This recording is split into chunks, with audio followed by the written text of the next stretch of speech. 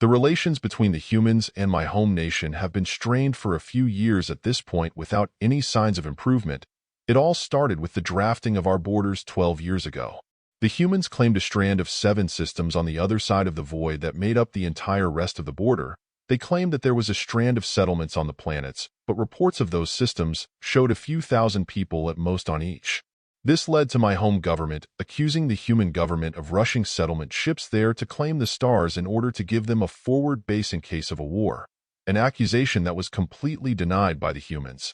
Because of that, I found myself and a group of 4 others on a small stealth craft heading towards a human battleship to see if a war would be practical.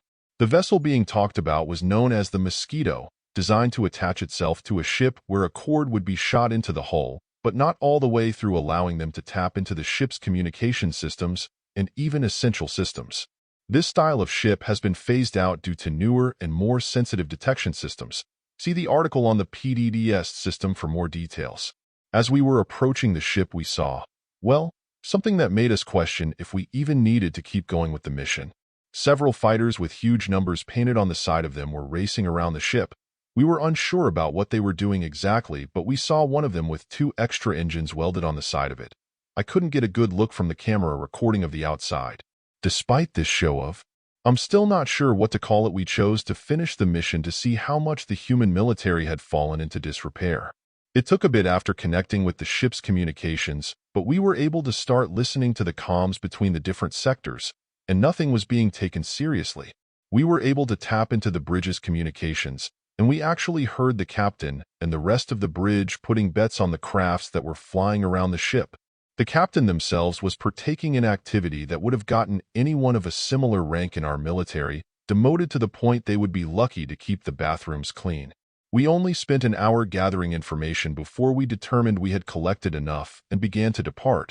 However, because of our perception of the human ship, at the time we assumed that they wouldn't notice a signal from a few miles away from their ship.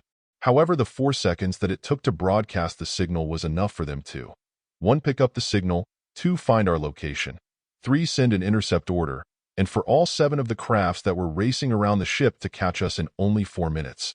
Despite this, we still were confident that our home government could win any war that came after. Our ship was immobilized, and we were captured. The human prisons are, overall, pretty good in comparison to most prisoners I have heard of. It even had a TV that allowed us to watch the outside of the station if we pleased. We spent a few weeks in there. They did try and haggle us for information, but because of the amount of human laws that prevent the torture of prisoners and persons for information, so we were safe until the war broke out. We knew the humans had a habit of forgetting their own rules when they needed to. However, we weren't that concerned, and I myself thought that we would be saved long before the humans would ever be able to do anything to us. Yet the battle we saw was not what we were even considering.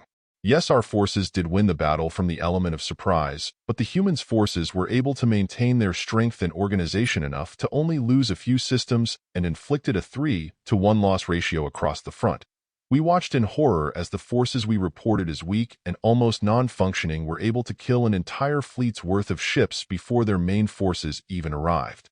After their main forces arrived, they managed to push the fleet back far enough that they could see our home world during our Industrial Revolution. While I was in the cell, I asked one of the guards why the ship seemed to be in a completely dysfunctional state when we checked. They said something that, well, it makes sense now. Oh, it was a double holiday. Christmas and the captain's birthday, and we weren't about to turn down a chance to get sloshed. When I asked them about the fighters, they seemed to get a bit nervous and said command did not necessarily approve of it. However, they never said anything against it directly. I understand that to now mean we never asked, so they wouldn't tell us not to.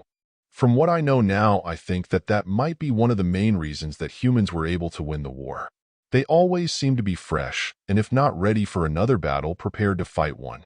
They always seem to have kept a part of themselves at home, to remember why they were fighting. Thanks for joining me on Sci-Fi Space Stories.